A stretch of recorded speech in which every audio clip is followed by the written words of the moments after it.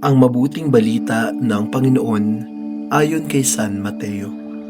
Noong panahong iyon, sinabi ni Jesus sa kanyang mga alagad, "Sinasabi ko sa inyo, kung ang pagsunod ninyo sa kalooban ng Diyos ay tulad lamang ng pagsunod ng mga eskriba at mga pariseyo, hindi kayo makakapasok sa kaharian ng Diyos. Narinig ninyo na noong unay iniutos sa mga tao, huwag kang papatay. Ang sinumang makamatay ay mananagot sa hukuman. Ngunit ngayoy sinasabi ko sa inyo, ang mapuot sa kanyang kapatid ay mananagot sa hukuman. Narinig ninyo na noong unay iniutos sa mga tao, huwag kang makikiapid. Ngunit ngayoy sinasabi ko sa inyo, ang sinumang tumingin ng may mahalay na pagnanasa sa isang babae, sa isip niya'y nakiapid na siya sa babaeng iyon. Narinig pa ninyo na noong unay iniutos sa mga tao, huwag kang sisira sa inyong pinanumpaang pangako, bagkus ay tupdin mo ang iyong sinumpaan sa Panginoon. Ngunit ngayoy sinasabi ko sa inyo, huwag na kayong sumumpa kung nangangako kayo.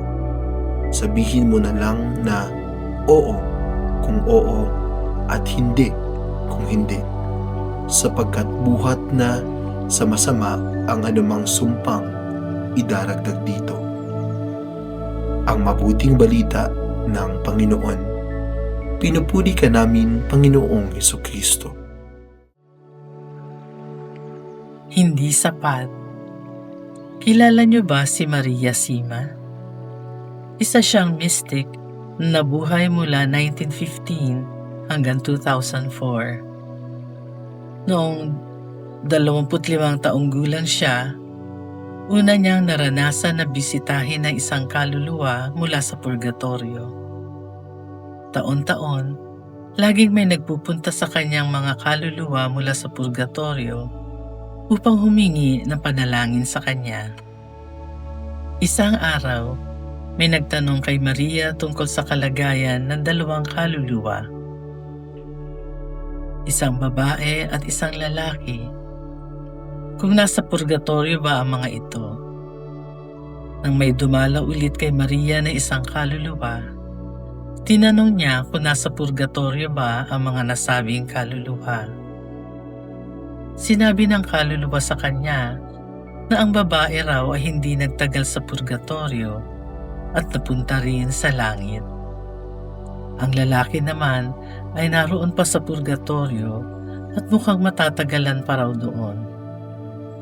Sinabi ni Maria ang sagot na ito sa nagtanong sa kanya, na ikinagalit naman ito. Ang babae ay isa raw babaeng bayaran, samantalang ang lalaki raw ay isang pari. Dahil dito, sinabihan siyang bulaan ng nagtatanong. Makalipas ang ilang linggo, binisita ulit si Maria ng isang kaluluwa. Tinanong niya ang kaluluwa kung bakit saglit lang ang babaeng bayaran sa purgatorio at matatagalan pa ang pari. Sinabi ng kaluluwa na ang babaeng bayaran ay namatay dahil naipit ang paa sa riles at nasagasaan ng tren. Pero bago siya pumanaw, sinabi niya, "Mabuti na to para hindi ko na masasaktan ang Diyos." Ang pari naman daw ay malupit lalo na sa kumpisalan. Sa halip na iparamdam ang kapatawaran ng Diyos, lalo niyang idinidiin ang nangungumpisal dahil sa kasalanang nagawa. Pinaaalahanan tayo ni Jesus sa ating ebanghelyo na hindi sapat ang sumunod lang sa kautusan. Madali ang sumunod. Ang magkaroon ng tinatawag na internal change, yan ang mahirap. Kaya nga sinabi ng Panginoon, kung ang pagsunod ninyo sa kalooban ng Diyos ay tulad lamang ng pagsunod ng mga eskriba at mga pariseyo, hindi kayo makakapasok sa kaharian ng Diyos. Hindi sapat na ginagawa natin ang bawat titik ng katesismo. Hindi sapat na tapat tayo sa rubrics. Hindi sapat na naglilingkod tayo sa parokya o diocese. Hindi sapat na araw-araw tayo nagsisimba o nagnonobena. Dapat malinis din ang ating kalooban. Dapat hindi tayo doble kara. Dapat hindi tayo self-righteous o kaya holier than thou ang pag-uugali. Dapat may puso tayong tulad ng kay Jesus. Dahil kung pagsunod lang ang pag-uusapan, kahit sino ay kayang-kayang gawin yan. Ngunit kung magpapaka-Hesukristo sa pamumuhay, lalong-lalo na sa pakikitungo sa iba, iilan lang ang talagang pipiliin itong isapuso.